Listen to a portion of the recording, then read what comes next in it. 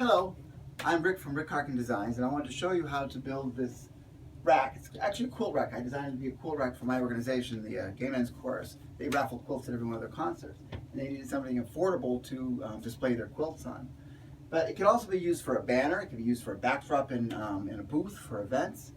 There's many uses for it, so you can modify it any way you need to fit. And it's very affordable and easy to make.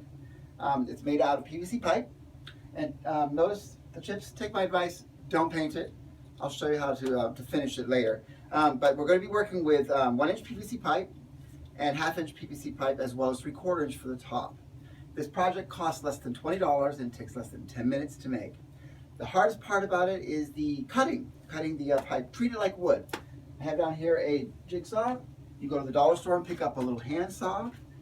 They also sell a cutting tool, like a giant pair of scissors, just for cutting this stuff here. I happen to use my power miter, compound miter saw. It's an electric piece. I'm going to now turn the camera down to the floor so you can see me building these pieces. You're going to be gluing it up, the joints, with a compound that comes with it, or I should say PVC cement. This is really fast acting. You have no time to make adjustments, so this is why I work on the floor, so things are square and tight. Because once you put them together, they're stuck. There's no changing the bond. Down here, these are 12-inch pieces. First thing we're going to do is the T part in the middle. So you're going to do this part right here. And you don't have to worry about this being square because it's going to be, there's no joints. When you get to the ends, that's what you want to work with. So you have to work very fast with this stuff. There's no time to make adjustments. So you want to be very sure about where you're putting things when you do it. And please wear gloves and wear glasses. If it flashes, it's not fun to deal with. So, first one, right in, and done. I'll show you how to remove the lettering as well. Now the next one. And what it's essentially doing, it's melting the plastic and making it bond together. You have to go very fast. Done. Now, the square part. You want to use 2 angles for the feet. And trust me, you want to have feet, not just a straight bar. If you go someplace that's got a very uneven floor, if you're outside in the grounds, in a field or something, it's harder to make something like this stand level. When you have 4 points, much easier. So you want this to be going up, and you want your feet to go down, and you'll be doing this on a drop cloth or something, because if this leaks, it will damage. So we're going to put this here, keep this square, and push this on real quick like that. So it's actually square. You got to work fast.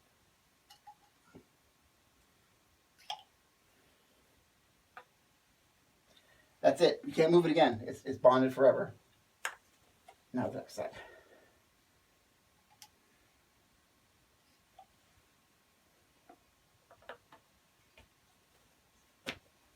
Okay. First set of feet done.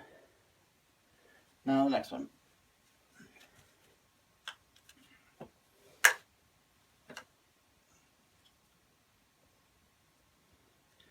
And I was very logical about how what joints I actually bonded and which ones I left as a dry fit.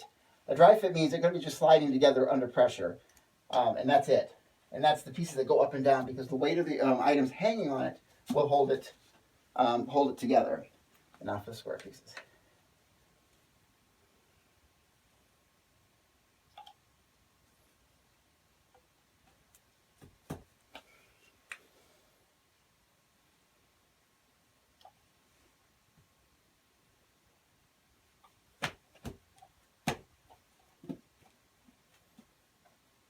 Okay, so we have our feet. Now we're going to do this part right here, the cross member. We're using the same 2. And we're using the 28-inch. We have 2 40-inch, 2 29-inch, and 1 28-inch. The 28-inch is the one that goes in the middle. And you do want to have the centerpiece to keep it from wobbling.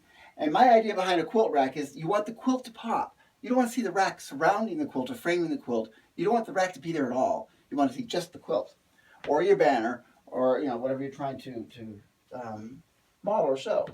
And again, this has got to be square, so you'll put this one in here and then put the other one on the other side square to it.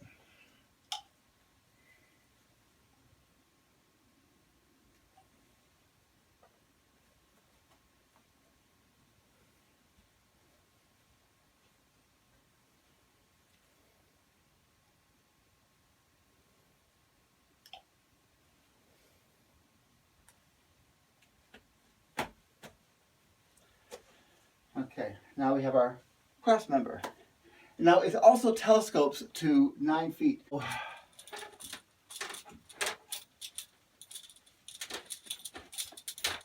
There you go. So, because it goes up 9 feet, you can't do it in this room, but you need to see how it works. This telescopes up. I have holes drilled in all the way across in 6-inch increments. You pop a pin in through the holes.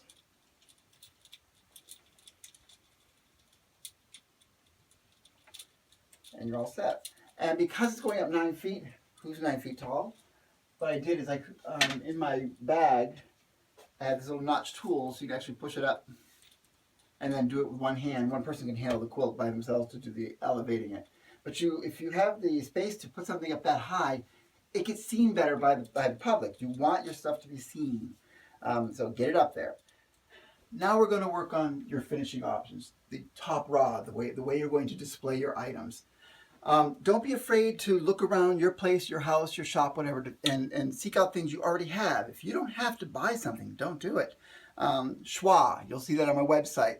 SWAH, stuff we already have. Recycle things. It's just smart. An example: I've got some metal core garden stakes, a couple of good wood dowels would work. Because this 1-inch PVC pipe is pretty thick. You could drill a hole through this and put the rod through the top of that and be done with it. But I'm going to show you a quick and easy way, or a couple of quick and easy ways. First is 1-inch tees. These are 1x1 tees. Pop them on the top. You don't have to glue them. You can. You can put your 3/4-inch pipe through it. And I'm saying 3/4-inch pipe because it is probably the most stable for the size and for the quilt you're hanging on or the curtain or whatever. You don't want it to bend or bow. The 1/2-inch has a tendency to bow over time with the weight of even a quilt. So it's good for going up and down, but not so good for going across. And you can put this through and you're done. This actually slides through very easily. And if this is the style you go with, keep in mind that whatever you're going to hang on this, whether it be a quilt, a banner, a curtain, whatever, the pocket that you're going to be putting these things through has to have an opening for these two pieces here. So if your item's going beyond the ends, you want a pocket, a pocket, a pocket. Leave an opening for these to go through. If your quilt happens to be longer, you can just get another connector and you can extend it. Just make sure you put this part in here. So, and that's one style. Now let's say you're displaying something that you don't know how it's going to be finished on the back. There may not be a pocket on it. And if there's no pocket, I have an option for that as well. If it's just a plain banner, a sheet, curtain or whatnot. This is probably one of the most affordable ways to do it. You'll notice the top of the rods here. I've taken and I've drilled a 1/4-inch hole, and I cut out the spot between the hole and the top, creating a slot. And what you can do then is get some 1x2 strapping, put a screw on the back with a washer, just like this here, and you can hang this in that slot there.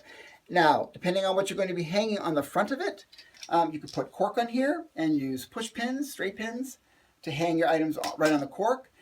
You could put, I've mounted called binder clips. These are 1-inch binder clips in the back with larger washers. And I suggest if you're going to be using the binder clip method, put them on the back so whatever it is wraps over the top of the bar and clips to the back. It's far more stable than putting it on the front and hanging it from the bottom. Sometimes the item can pull out, and this way it's a lot more stable. And this goes on real easy.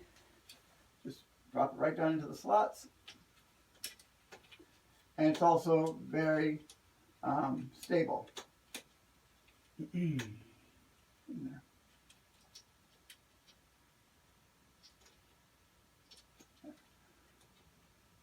But that was when the washer was getting in the way. You may want to glue the washer to the head so it doesn't get in the way. And there you go.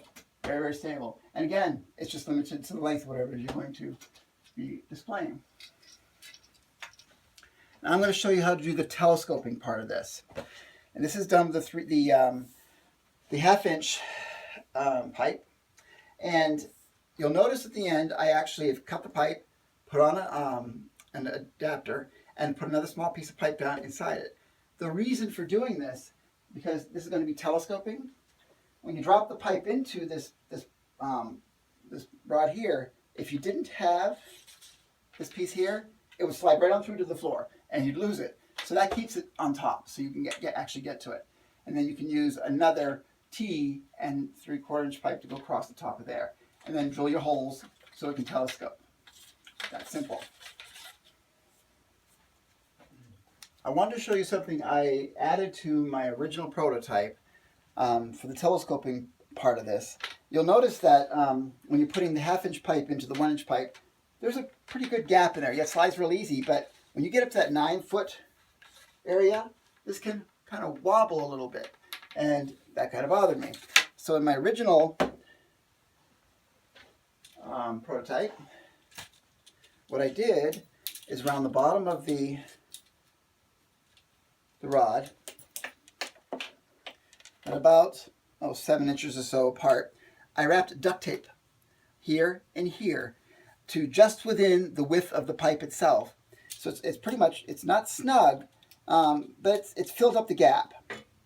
And the only reason it's snug right now is because the pin holder is in the way. Here we go. So when it gets all the way up to the 9-foot level, it doesn't wobble as much. And that just makes it look a little bit better and a lot more secure. So that's an additional thing you can do. And it was deliberate. The pin that I put in here for the chain was designed to overlap that duct tape so that this really doesn't come out. It just lives inside the pole itself. And all this is a piece of chain with some 14 gauge wire, same wire here. And I will tell you, I'm getting old. So when I set this up originally, it's kind of hard to find the holes. So I put red paint on all the holes so you could see where you were going, and it's drilled all the way through, and it drops in. The pin doesn't have to be this long, but I will suggest that if you're doing this method and you have a pin, to round off the end of this pin so that you don't damage the quilt you're hanging or the banner you're hanging, and be sure to put the pin to the back and not right directly into the item you're hanging up. That's pretty much it. Now let's show you how to get some lettering off. You don't want to have lettering out there. You can if you want, if that's your style, if that's the look you're going for. But I'm going to show you now how to take off the lettering. And in my next video, I'll show you how to actually stain the pipe. Don't paint it, stain it. Okay, I'm going to show you how to remove the lettering on the pipe. And this is actually the best way I've found. You can sand it off, but that also mars up the finish. We're using acetone. And acetone, it's a fingernail polish remover. But you can buy it in your home centers in cans this size. What I found to work the best, you want to use steel wool in small little balls like this here. I have a little dish of the acetone here. And work in very small sections. I want to make sure I showed you how you actually open the acetone. If you happen to buy a can that's like this, you'll want to have it's got a slot in the front right here. Take a screwdriver, pop it into that slot, and then just roll. And it will pop open. And it's really hard to close again too. Put some force on it and it'll pop to close it. So when you're doing this, you want to work quickly, but in very small sections. Because what happens is the ink, this ink, whatever it is, it runs like crazy, and it will restain the pipe in other areas. So you want to work in small areas and work kind of quick. You don't want to let the acetone actually dry. So scrub it in. And what's happening is the acetone is actually melting the pipe a little bit. And it takes it off. So just do it in small sections. It's not that bad. The steel wool is the best I have found so far. I've tried just using the rag itself. The steel wool, because of its abrasion and it's so fine, you don't see the abrasion in the thing. And notice again, it's like starting to stain already. And some of you see the drippage. So that's why I have the acetone in the spray bottle to try to get that off. I'll do a little bit more here so you can see it again. But I found the best way to do it is to steel wool, try to work fast while it's still wet, and wipe it off. And you'll notice I am wearing gloves. I have my workshop door open. I have the door into my home open for ventilation. I have my glasses on. And there you have it. So you can leave it white, and then I would stain it to give it a color if you want color, and I'll show you how to do that in my next video. Thank you so much for taking the time to watch my video. Hopefully it's been an inspiration for you. It encourages you to go out and actually try this real simple project. Quilt rack, banner rack, backdrop curtain. For those of you in the quilting industry, get yourself a large piece of felt, put a pocket in the bottom of it and put a weighted bar in there, and hang a piece of felt on this, push the bottom out a little bit, and you have an instant portable design wall for doing your quilt designing. It could be a great thing for putting a curtain all the way around a booth when you're doing fairs and you want your space set off from everybody else's. Bring your curtains with you. Don't hope that they have them there for you at the fair. At the bottom of this video, there'll be many links to other resources. Please make comments. If you've liked what you've seen here, I hope you will subscribe to my YouTube channel. And please, please share it with your friends. Get the word out. This is really easy. Again, I'm a big advocate of working smarter and not harder. So hopefully this has been a big help. Thank you.